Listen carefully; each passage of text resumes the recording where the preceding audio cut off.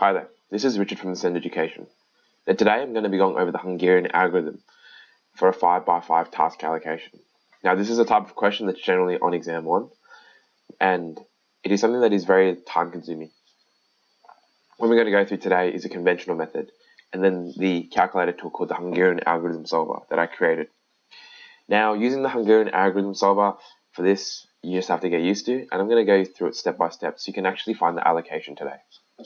Now, let's have a go at it. Now, 5 people want to be allocated one of 5 tasks, A, B, C, D, and E.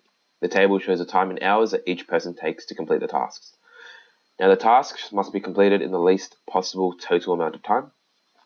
If no one can help, F should be allocated which task. Now, like the other example, I've typed this all up and then written out all the steps, and we're going to see how long that takes. Undoubtedly on your exam, it's going to take a little bit longer because these steps you have to get, and then you may make errors along the way. Okay? Let's make a start. So, our first step is to rewrite the table as an allocation matrix. So 12, 15, 9, 9, 10, 14, 10, 9, 10, 7, and 12, 9, 9, 10, 11, 6, and 12, 8, 8, 12, 9, 99, and then last but not least, 8, 9, 9, 9, 8, and 11. Now we need to subtract the minimum element of each row. So the minimum of the first row is 10. So we get 2, 5, 89, 0, and 4. The minimum of the second row is 7. So we get 3, 2, 2, 0, 2. Sorry, 0, 5. The minimum of row 3 is 6. So it becomes 93, 4, 7, 0, 6.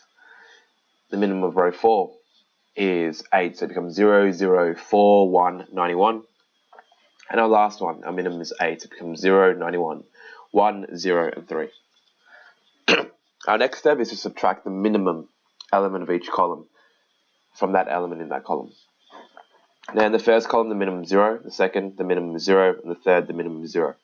So it means that we need to subtract the minimum from column 3 and column 5. Now in our third column, our minimum is 1. So it becomes 88, 2, 4, 3, 0. And then column C, our minimum is 3, so it becomes 1, 2, 3, 88 and 0. 1, 2, 3, 88 and 0, 88, 2, 4, 3, 0, as I mentioned. Now what we want to do is we want to cover 0 elements with a minimum number of lines. Now this is my attempt. We covered the one with 4 zeros, then 3 zeros, and then 2 zeros to cover the zeros with the minimum number of lines possible. And as such, we need 5 lines, but unfortunately we only have 3. So if there is no minimum allocation, we need to find the smallest uncovered value, and we subtract this number from all the uncovered values and add this number to where the lines intersect twice. So where there's a 1 and a 0 here, that would now become 2 and 1, and everywhere else it would become 3. Sorry, it'd be, we take it away, sorry, so it'd be 1, 4, 87, and 0, 2, 1, 1, 0, and 1. That'd be 92, 3, 3, and 2. So, which is what we have here. Okay? Now, what we're going to do again is cover the 0 elements with the minimum number of lines. Now, as the number of lines doesn't match the number of rows, again, we've only got 4 lines. We've covered the ones with the most zeros first, then 2 zeros, 2 zeros, and 2 zeros. We can't find a minimum allocation. Because of that, we need to repeat that step we did before. So if a minimum allocation is not found, we find the smallest uncovered value, and we subtract this number from all uncovered values, and we add this number twice where the lines intersect twice. Like the previous example, so the previous part of the question, our minimum number is 1. So what we should get is 1, 4, 87, 1, and 0. We should get 1, 0, 0, 0, 0. There should be 91, 2, 2, 0, and 1. It should be 0, 0, 3, 3, 88. And this last one should be 0, 91, 0, 2, and 0. Now we try to cover the zeros with the minimum number possible. Now because of that, we're left with this allocation. Now from here, what we're supposed to do is construct a bipartite graph. What I've done is I've actually constructed one for you. And that there should say A instead of a gap. So we can see that task F, sorry, person F can only be completing task A, because if we check the row, Francis can only be allocated task E, and this calculates our minimum time. So, this question took us about 4 minutes to do, which is quite a lot on your exam. Now, keep in mind, I had all the steps available for me, and I didn't make a single error when adding or subtracting, which is something a lot of students do. Now, because of this becomes a very time-consuming question if you do get a single solution wrong. So what I've done is create a piece of software that does this for you automatically. Now, let's go to our Hungarian algorithm solver. So, like before, this is in networks and decision-related mathematics, and we're looking for a 5-task allocation. Now, be really careful, because the question says, and it says note here, sorry, that it requires you to input the task allocation matrix. The allocation matrix must be in the following format. The task must be rows. In this case, the tasks are columns, and the persons must be the columns. In this case, the persons are the rows. So what we need to do is we need to transpose our matrix. So it should be 10, 0, 9, 9, 8, and 8 as our first row, 15, 9, 10, 8, 9, and 9 as our second row, 9, 9, 10, 11, 12, 9 as our third row, 10, 7, 6, 9, 8 as our fourth row, and 14, 12, 12, 9, 9, and 11 as our fifth row.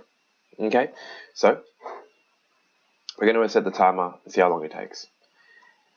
So we're going to 1.3. We're going to type in our allocation matrix in here. Okay, so we're going to go down one, and we're going to have a start. So this becomes 12, 15, 9, 9, 10, 14. This row becomes 10, 9, 10, 7, 12. This becomes 99, 10, 11, 6, 9. So 6, 12. This D column becomes 8, 8, 12, 9, 99. This last one becomes 8, 99, 9, 8, 11. So my rows have just become my columns. Okay, so 12, 15, 9, 9, 10, 14. And you guys can just check that they're all right. Now if we go down, it tells me that it is combination 120 or 83. So in your theory book or in the notes that I gave you, we have this right here. And this is a combination code. It tells who is allocated to what task, right?